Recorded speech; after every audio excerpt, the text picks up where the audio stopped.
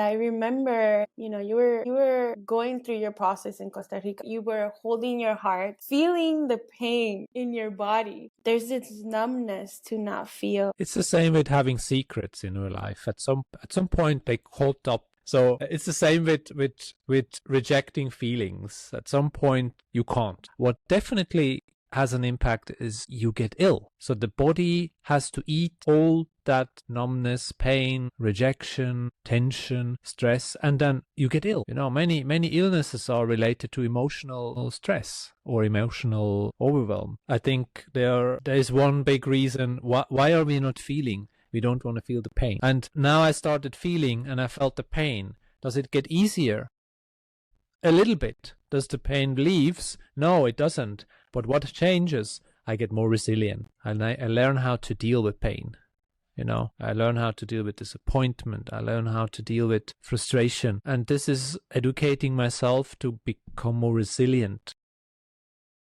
I can relate to human beings who don't want to feel because it's not so easy out there in the world. If you are open, I can see that by myself. Sometimes I need a break. There's so much that kind of like a waterfall pours over me. I understand when then people shut down, or you have a job, you work every day, you go there and you actually don't like it, and then you start feeling, forget it. Can you imagine? All our politicians would start to feel. Can you imagine that? It's impossible. This is the Space Whispering Podcast with Rhayni. On this episode, we have Simone Heller, a certified sexological bodyworker and somatic sex educator. He's my friend. We met a while back, and I really appreciate his love for life and his body. He is one of the people I learned the most when I started in the journey of self-love. And it's not that I didn't love myself before. It's interesting. It's that the awareness of that love and the intention of that love. But I think the thing that revolutionized myself the most was feeling my feelings. I would see Simone in different situations, in different life circumstances, and he would hold space for himself. Hope you enjoyed this episode as much as I did. We're building a community of soulful whisperers and creators. Join us by subscribing, leaving a review, and following on Instagram at Rhayni_. And if you're ready to transform your space into something authentically you, and if this episode inspired you, imagine the worlds we can create together. Book a discovery session at Rhayni.co, and whispers, keep creating spaces that feed your soul, and let's whisper together.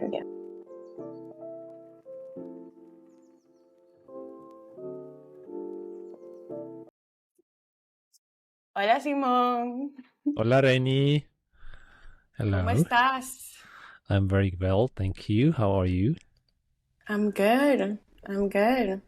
I'm happy you're here. Thank you for agreeing to be here today. You are welcome. Thank you for inviting me to your show.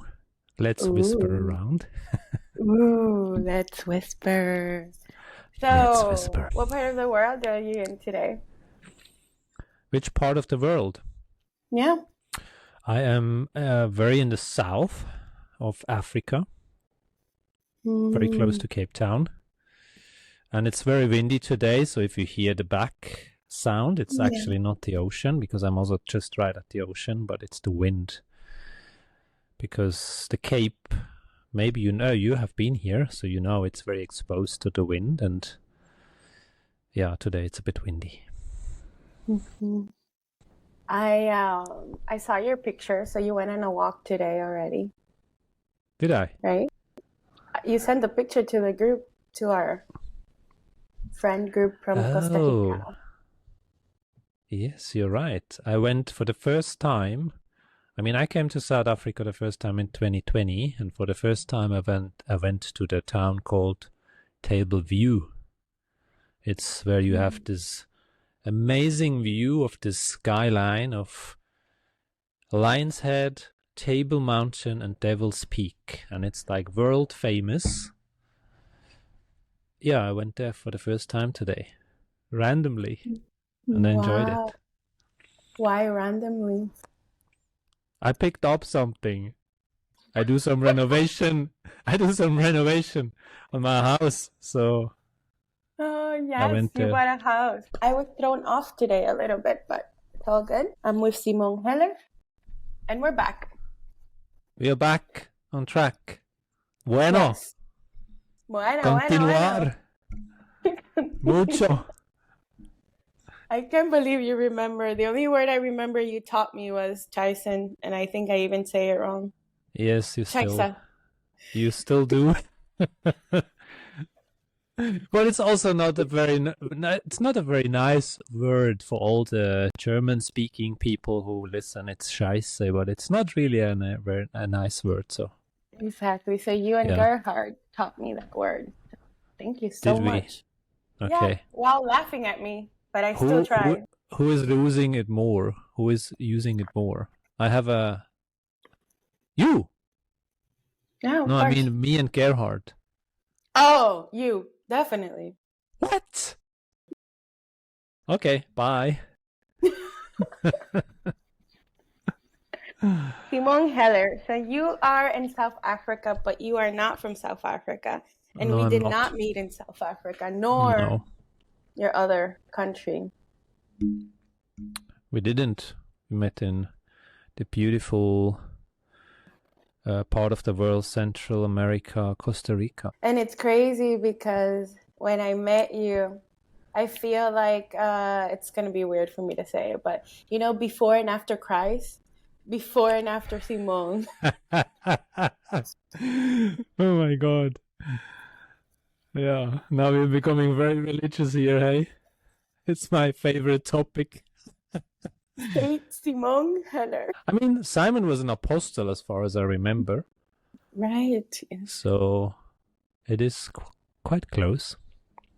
I would love for people to know what you do today and how you got there. You mean to Costa Rica? No, in your life and what you do today. What I do today? What do I do? I assume we probably will talk more about it, but what I do today is I try to check in almost every day. Do I do what I love? And sometimes it's different than the day before. So I really try to do what I love at the time I'm alive. Yeah, and it's always an interesting question. How did I end up here where I am right now? I had actually yesterday, I think, someone asked me, did you ever imagine being a body worker or working with people so intimately as you do today? A few years ago, and I said, no, absolutely not. And then I brought in a very nice comparison because my first education was a motorbike mechanic. So I fixed motorbikes with my hands. You need your hands to fix motorbikes. And today I can't say I fix people, but I help them also with my hands. So it's very close. But your question was, how did I end up here? But I do want to add something because you are a body worker, like you called it. But, you know, there is a component of the psychological part of it as well.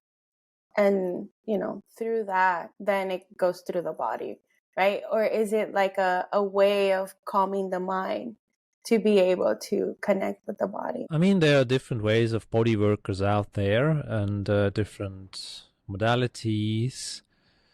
I chose the modality sexological bodywork. It's one from California. And it really resonates with me because for me it goes directly to the core, and that's the creation of life, sex. And I hope we are fine to use these words here because sometimes we get censored. But I think to normalize what we are doing to create is a gift if you can talk about it. And that's what I offer, a room to talk about it and to experience maybe something that is not possible anymore or something new. Yeah. and mostly it goes through the body. You asked, or what is the component of psychological component? Usually the psychological component is the one that stays in the way. And I try to drop, or I try to bring people to drop in their body, and then we have different experiences. One of the things I learned when I spent time with you in Costa Rica, and I mean, you went to New York to visit me a few times, so that was fun, was that connection, the simple connection you have with your body. And in a way, it felt so confident. And you would, like today, you ask yourself, and what I doing bring me, what you're doing brings you happiness. It doesn't make you happy. But before, you used to ask a different question, which I totally forgot now, and I had it in my mind. But there is a way of connection that you had, like, what am I feeling? How am I feeling? And that's how you made decisions in the moment, like what to eat, if to exercise, when to exercise. And there was this deep connection with your body that I think I admired a lot and learned a lot from you. Yeah, and I think that resonates with what you said before about the psychological aspect. Many people make their decision with their mind, and I try not to make the decisions with my mind. I try to make the decisions with, if possible, with my heart or my gut, because that's where the intuition is. And that's why I say sometimes the mind stays in your way, And I don't know which question you referred to. I went to Costa Rica with the intention to discover who am I. That was my question for myself, because I wanted to discover myself. Who am I without the conditioning, without people around me who formed me? That was one thing. Or a big question always is for me, how does it feel? Mm-hmm. How does it feel? Mm-hmm. Because you can literally see when people start conversations, they say, I think this is blah, blah, blah. But it's so different when people say, I feel it would be good, we would do this and this. Such a different approach, Mm-hmm. Such a different approach. And I think that you embodied that, and, you stick to that because that's what I witnessed. And, sometimes it's harder for us ourselves to witness ourselves, but having someone next to you, I think, they become a witness of your life and of your actions. And I will say, though, one of the reasons we were so connected was because we were doing our yoga teacher training, and we were 3 weeks in a very remote place, no supermarket, no neighbors. And so it was only us and the group, like just a very small group. And, the people that worked there and our teachers, and that's it. We had the ocean and the hill behind us, and that's all we had. So jungle, virgin beach. And so there was a deep connection in that sense. Like, I felt very deeply connected with nature, and very deeply connection, with the body and the people around me. And I think, Rhayni, I knew her before, so we already had a deep connections. And then I met you, and I think it was weird. And at a time it was confusing because it was a different frequency, in the sense of, like, it felt so clean, everything, like no sounds, no like outside voices, like you were saying, because everyone was going through their own thing. But I think that created like a deeper connection between us. And one of the things you that I think of, and I think now I know why. No, I knew why I wanted you on the podcast, but it was specifically about this. It's like, you felt for me that you were very comfortable in your body.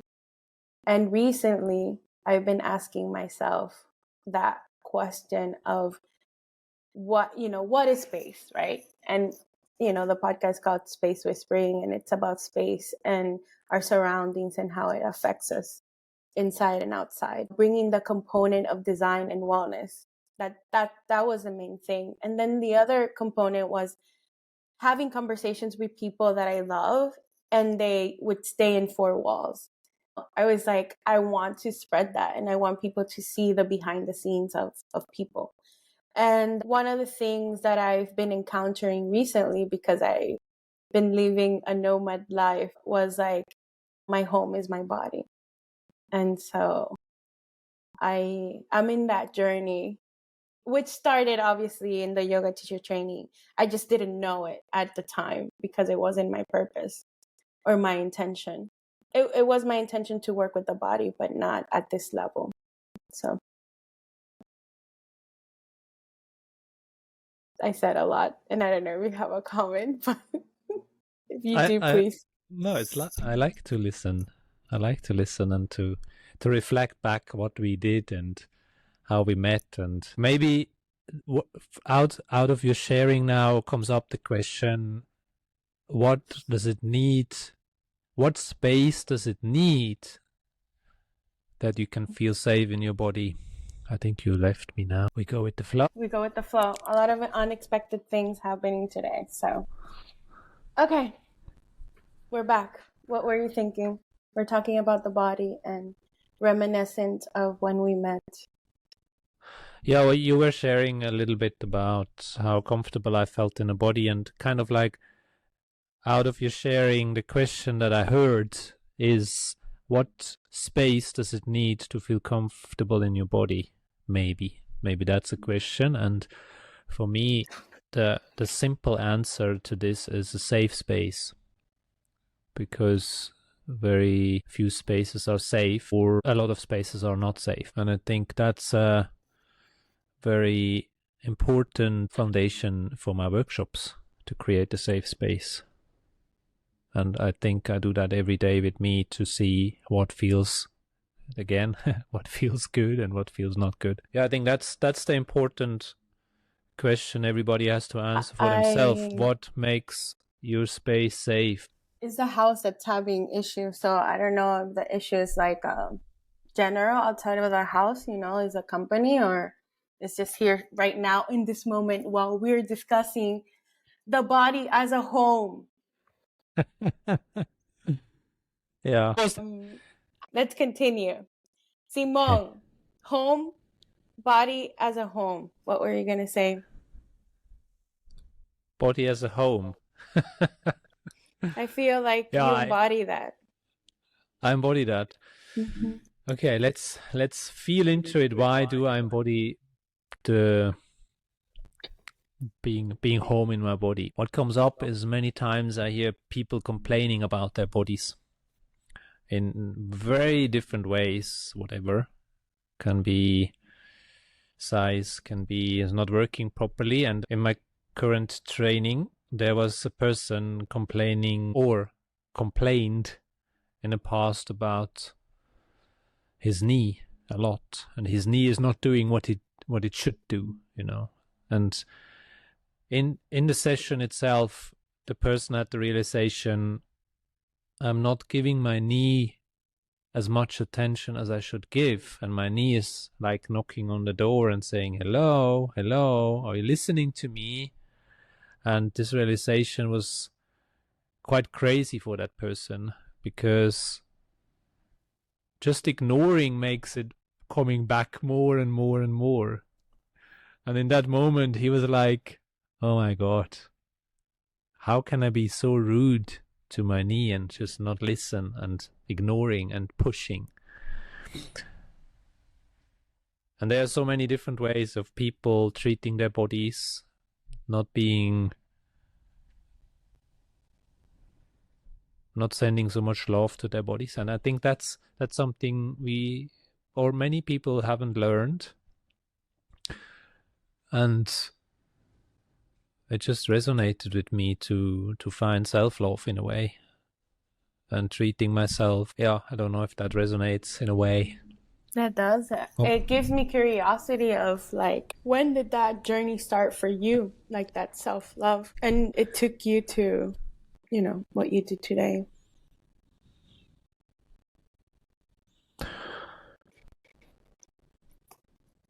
Probably everything I did in my life, I would say.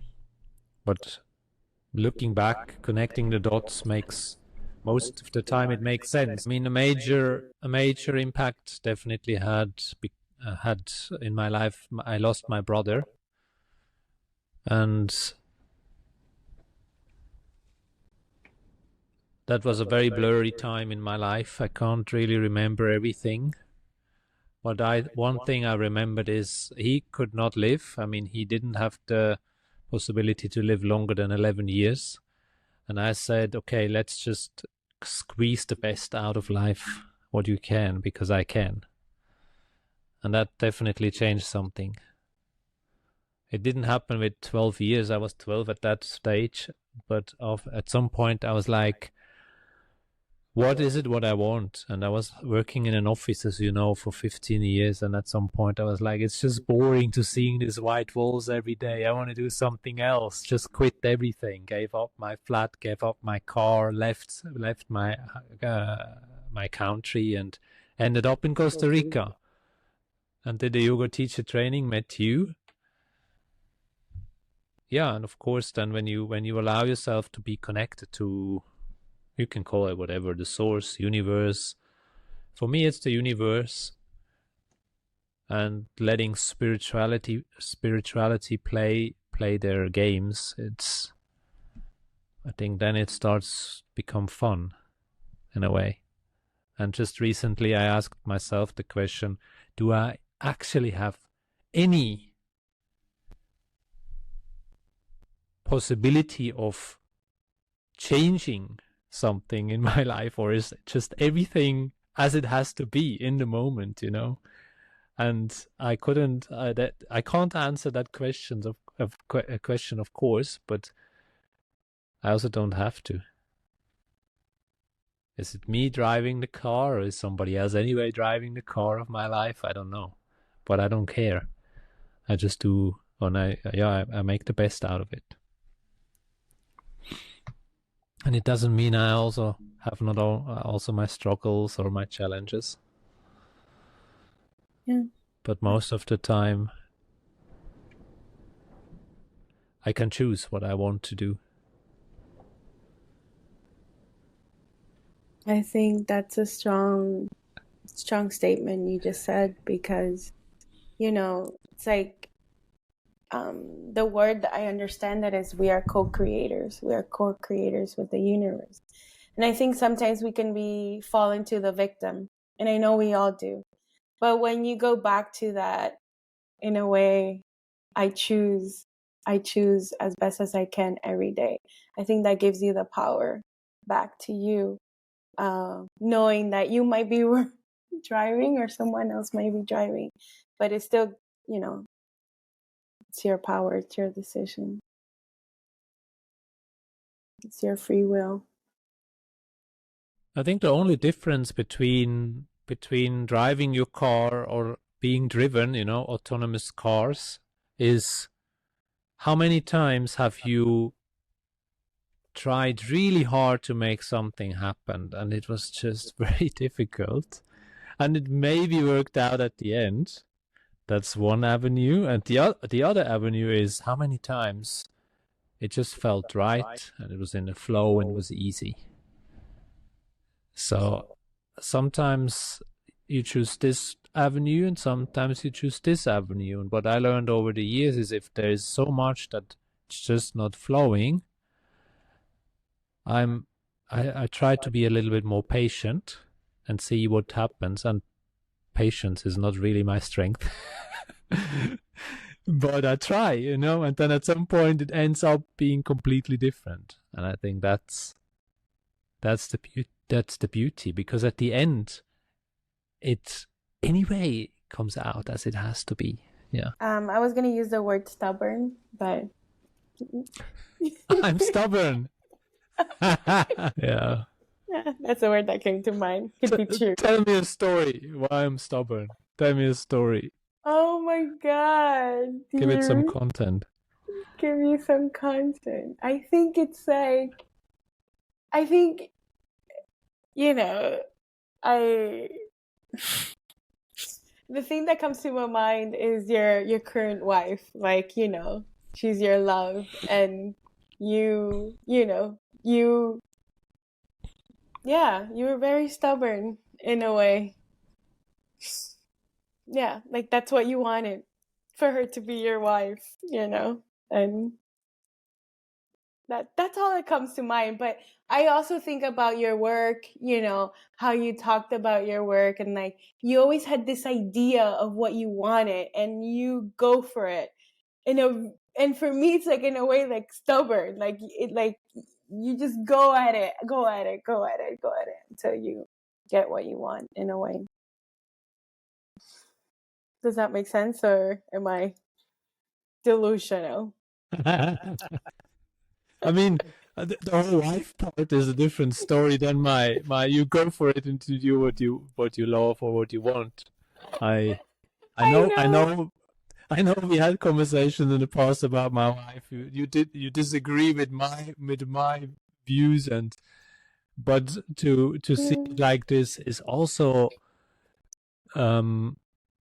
and I can even say that publicly, how long or how long are you planning to be with your partner? And it's my second marriage, and this marriage is literally also because of permits on this planet, man-made rules. And yes, on the other side, it also changed something in the energy since we're married together. Yes. And for me, how long do we plan to be together? As long as it feels good and right, And I'm just realistic with this. For now, it works out, and I'm not using her for something because I choose to be here every year. I choose to be with her again, and I had a lot of growth in this relationship. When you compare our astrological charts, there's an app called Pattern, and we put our thing together, and the big word on top is challenging. Yes, thank you. and I think it's great because it really shows me the mirror, and I think she's not walking away, and that's a gift for me, yeah. And I don't know how long we will be together. For right now, for now it works out perfectly. Beautiful. And sometimes I push her a bit away and say, hey, I need a bit of space. And then sometimes she leaves, sometimes she doesn't. But we learned. And the feedback we get a lot from other people is they see this relationship and they say, wow, this is actually quite different than other people I see. And I don't know, I don't know what they see because I'm in it the whole day, but for me it also feels different in a way. I can say things that maybe not creating harmony, and she's not walking away. And how many people have difficulties to have an argument and saying, hey, this is too much for me, or I want it differently, and they are not brave enough because on the other side there's this huge explosion then, When I met you, you already had met her, but one of the things, it was one of our first conversations, and I felt true love. Like it was such an intense feeling of love coming from you and for her. And I always saw it as true love. And I remember you were talking to me about her, and it was our first conversation because there's a parenthesis there, but I might not share it. But I remember leaving our conversation crying. I don't know if you remember, but it was our first conversation. And I just kept crying. And because I felt true love coming out of you speaking about her. And I remember going to my room. It was raining. There was thunder. And I stopped and I felt this feeling of this is the love you've been looking for all your life, but it's towards you. It was literally, that feeling was so intense that I even remember today. And I realized that in that moment, that one of my missions in life was to love myself, to truly have that love you felt for your wife. Yeah. So that's why it's different than others. I don't know. I feel true love. But you're the one living in it, so.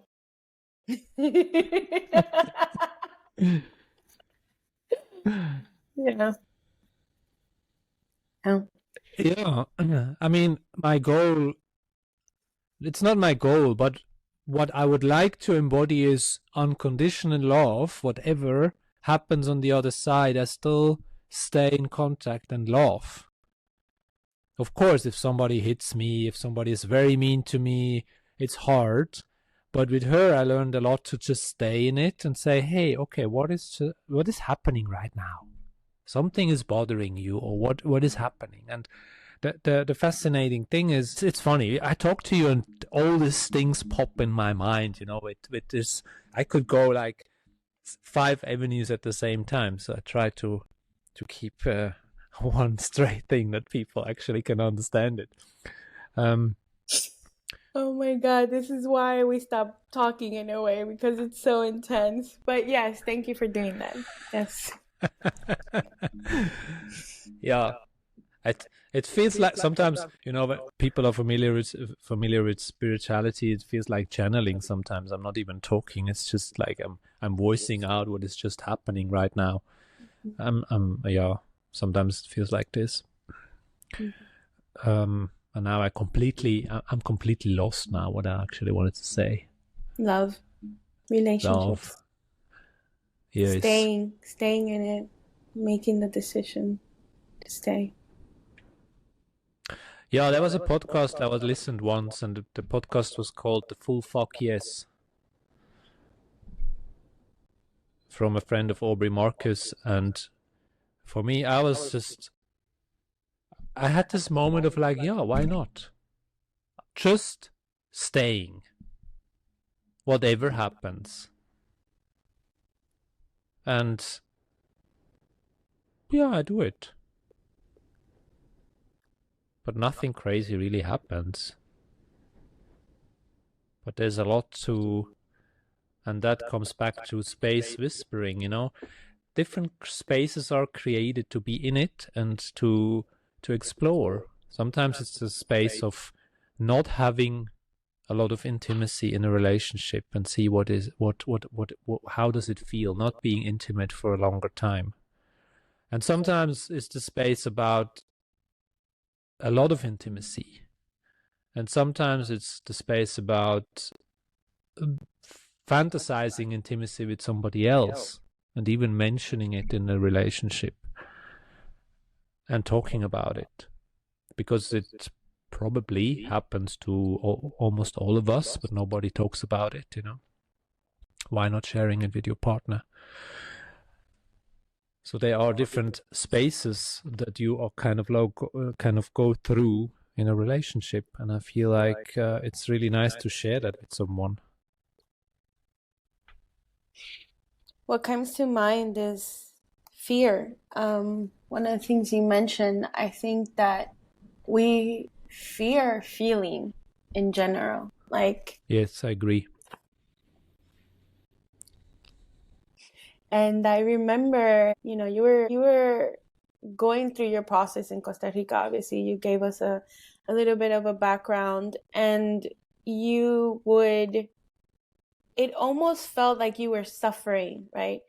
But you were saying that, like the way I remember it, you were holding your heart and like almost in a fetal position.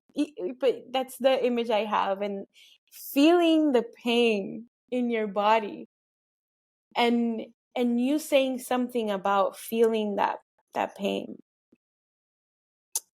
Yeah, I think there's this numbness to not feel. I remember you feeling it, and I think the capacity just keeps expanding, and then there's less fear of feeling certain feelings. It's the same with having secrets in your life. At some point they caught up, or what? How would you say it? Like they. At some point, it's there's so many secrets you kind of can't say anything in any direction. So it's the same with rejecting feelings. At some point, you can't. And then it either breaks out with, I don't know, you can say so many things. I'm not sure if depression is one of these, but what definitely has an impact is you get ill. So the body has to eat all that numbness, pain, rejection, tension, stress, and then you get ill. Many illnesses are related to emotional stress or emotional overwhelm. And I think there is one big reason why are we not feeling? We don't want to feel the pain. And now I started feeling and I felt the pain. Does it get easier? A little bit. Does the pain leaves? No, it doesn't. But what changes? I get more resilient. And I learn how to deal with pain. I learn how to deal with disappointment. I learn how to deal with frustration. And this is educating myself to become more resilient. It took me a while to understand that word, but at some point it made sense. Yeah. And I can relate to human beings who don't want to feel, because it's not so easy out there in the world if you are open. I can see that by myself, Sometimes I need a break. There's so much that kind of like a waterfall pours over me. And I understand when then people shut down, or you have a job, you work every day, you go there and you actually don't like it, and then you start feeling, forget it. Can you imagine? All our politicians would start to feel. Can you imagine that? It's impossible. Yeah. It's chaos in a way. Yeah. I want to say it because it's so interesting how you connect with people. And I feel my eyes are wired. It's like listening to you. There's this openness, being in your presence, at least for me. And I know other people experience it too. And I think you walk that way, and it makes me believe that when you work on yourself, you help others automatically, without effort, or very naturally, because that's your life, that's your livelihood, that's how you live. And one thing that came into my mind is also you're very jealous with your time, in the sense of you protect your time, or you try to. I don't know, in some circumstances, I'm guessing you can't, but, and again, you tune in and like, no, I don't want to be with this person, or I need time for myself. Yeah. I think without going too deep in incarnation or all these things, we have a certain amount of years we live on this planet, and maybe we live more or not. I don't know. I don't think too much about it. But I want to choose how to do my daily life, and I can give you a simple example. Almost 2 years ago, 1.5 years ago, I stopped drinking alcohol. Just because when I drank alcohol, it didn't feel good afterwards. And it was not even a lot. It just didn't feel good. And now we are invited to 2 weddings this year. And there's always wine and bubbly and something really unhealthy to eat. And most of the time, we don't have really deep conversations. It's just like this surface conversations. How are you? Oh, yeah, I'm good. How are you doing? What is your job? All these things. And for me, I rather have a meditation or a walk in a forest, instead of having these very boring conversations. And sometimes I meet someone that has the capacity or the willingness, let's say the willingness, not the capacity, the willingness of having a different conversation and then actually enjoying it. But many times I rather have silence instead of just sharing one more time boring stuff. Yeah. And I think my time is very precious for me. And sometimes people feel that. Yes. Because I say I don't have time. Yeah. I choose myself over everything else. And for some people, that's very egoistic and selfish. For me, it's self-care and self-love. Because it's not against the other person, it's for me. And I think that makes a big difference. Because many people don't do that, and then they lose themselves completely in the outside, and then it's just a mess. But I can't tell that other people because they don't believe me, Sometimes I just share my story, and at some point it makes sense, yeah. Yeah. But at the same time, what you're doing today, you are hosting, group sessions, and you are giving a lot, by coming to my podcast, and, daily you probably have certain things that do require your full presence and do require you to, be with other people and do share from a place of love. Yeah, I think I'm a person that who gives everything or nothing. There's nothing in between. I love someone, or it's just not important for me.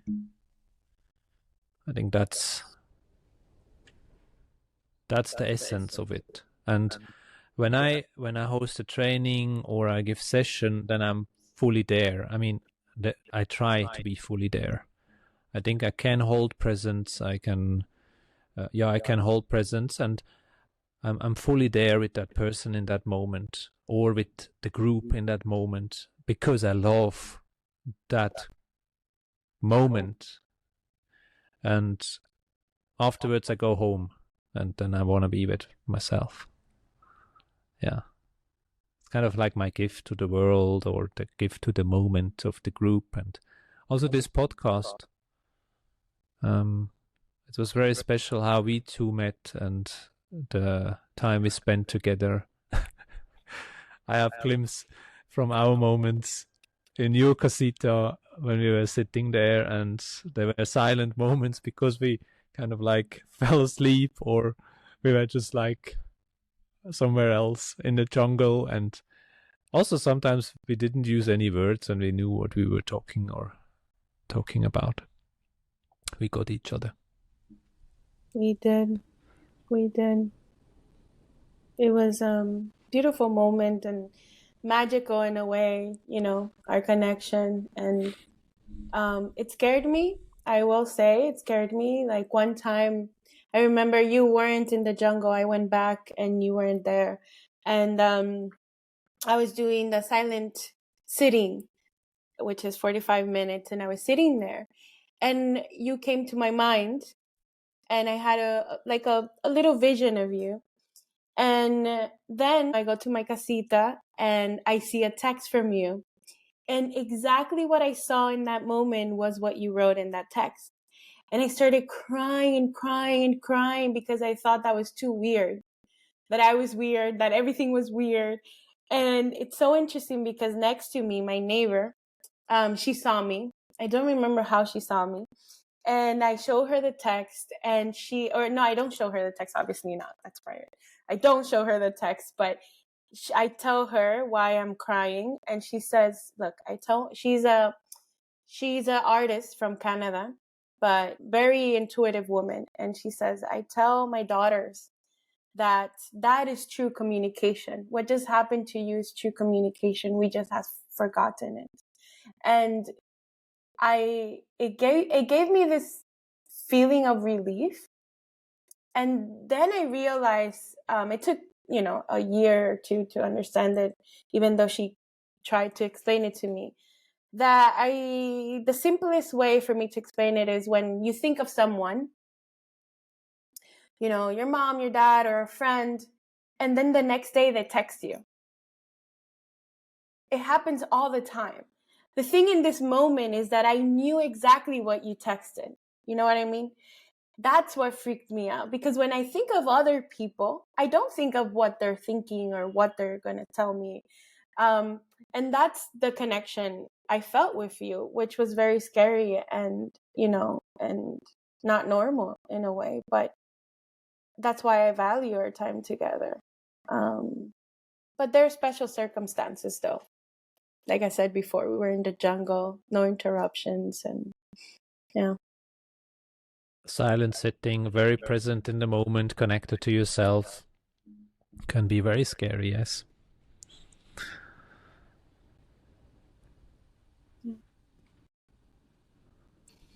Yeah. It is very scary. I also have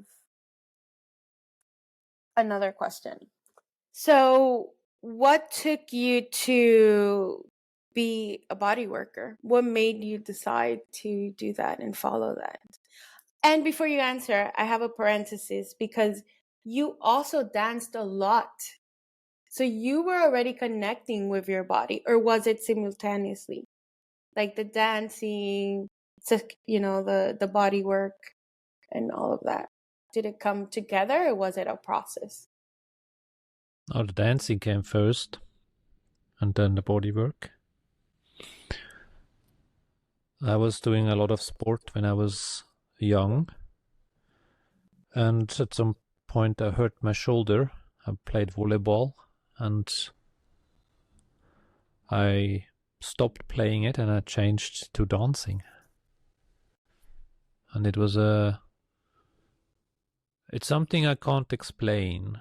For people who know salsa, it's like when you hear the music, it's just a break from life. For me, it's the same with African music. When I hear African music, it touches something very deep in my heart or in my body, and I get emotional in that moment. It's not just that I start crying. Sometimes I do, but it's just, it brings you, it's like life hits you in a way. And I had that with salsa, and I still have that with salsa. When I hear the music, I feel like I can let go of my worries. It's just the moment. And I went to Cuba twice, and I saw how little they have, but they have music, and they have rhythm, and they feel so much joy and happiness, and that just blew my mind. As a white, privileged Swiss man, having everything, growing up, and then seeing people not even having windows, but just dancing on the street makes them happy. So I also just danced on the street, and yeah, it changed something in me. That I think that was the first embodiment I experienced in that way, and I continued. I think it also goes in this category, doing different things than other men do. I started very early with yoga, and I was in the room with 24 women and me.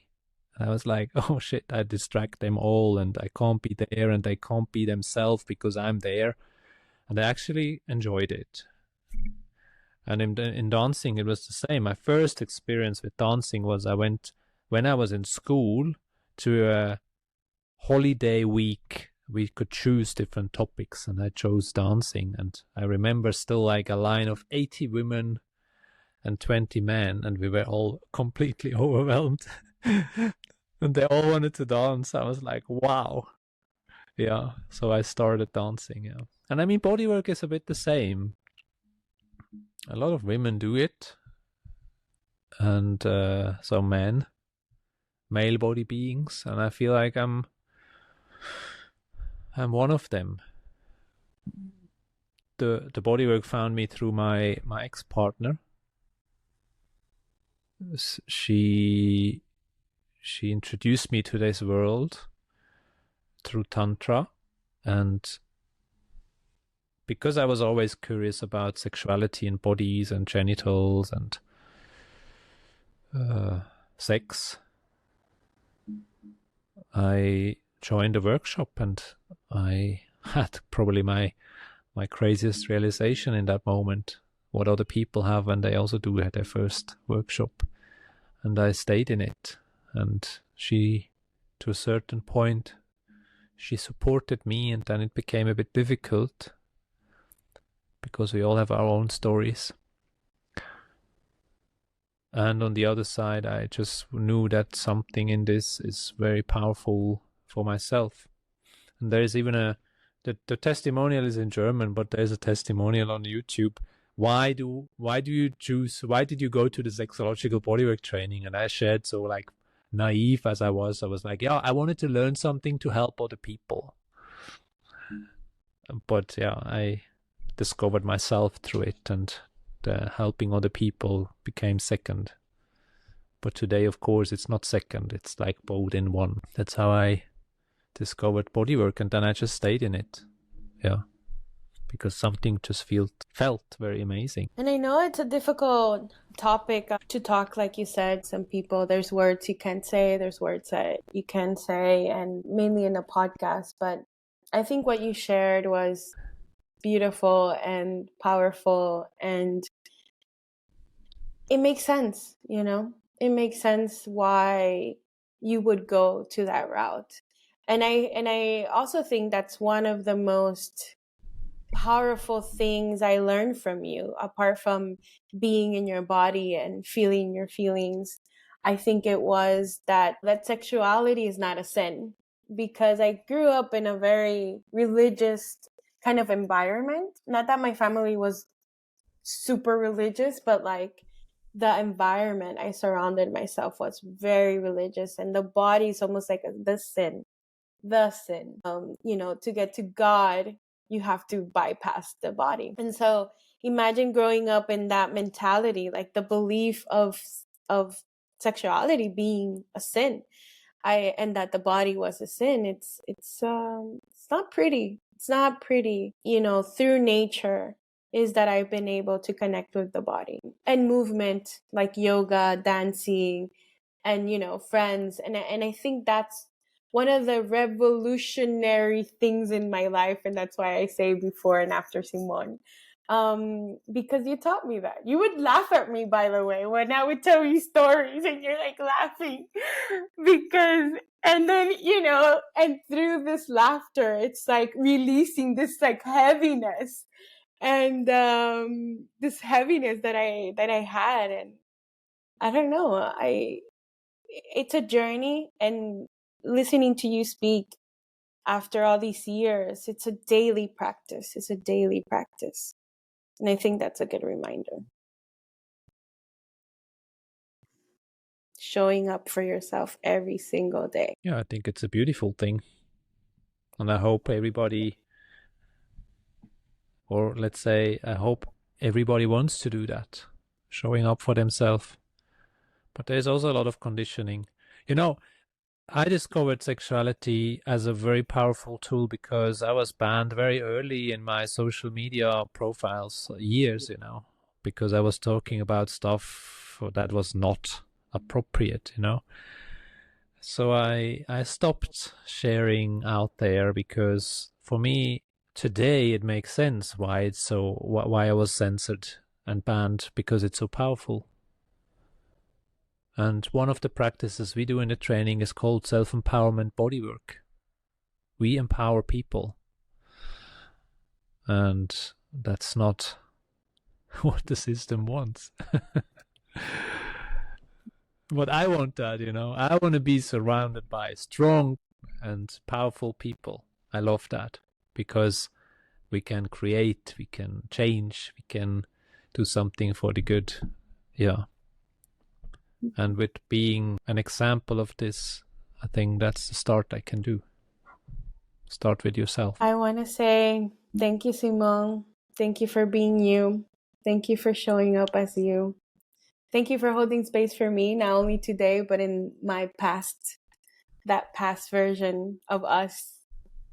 And yeah, falling asleep, being in silence, dancing, meditating, doing a lot of yoga. Thank you. Thank you. Thank you. Eating, we You're ate welcome. a lot. So, thank you. Eating, laughing, playing, talking a lot of nonsense, what is absolutely no nonsense. I remember, I'm going to add this. I remember we went to this coffee shop. We were in Nosara, and we went to this coffee shop, and you're like, Rhayni, I'm just tired of speaking. Let's talk about coffee. And then after a minute, talking about coffee, you're like, no. We can't even talk about coffee. And we're like, okay, we'll just stop talking. It's hilarious. Yeah. Yeah. So thank you. Thank you for these moments. Where can people find you?